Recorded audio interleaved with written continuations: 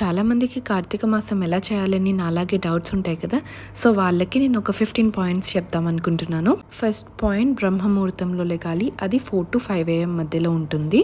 తర్వాత హోలీ బాత్ తీసుకోవాలి.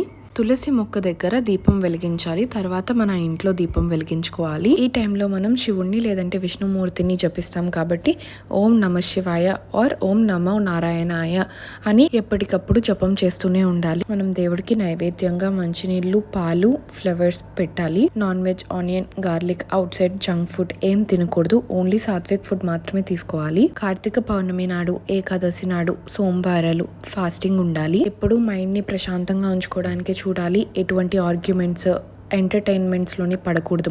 మనకి వీలైనప్పుడు కార్తీక పురాణం, శివ పురాణం ఆర్ విష్ణు సహస్రనామం చేస్తుండాలి. మండే టైంలో శివుడికి లింగాభిషేకం చేపిస్తూ ఉండాలి.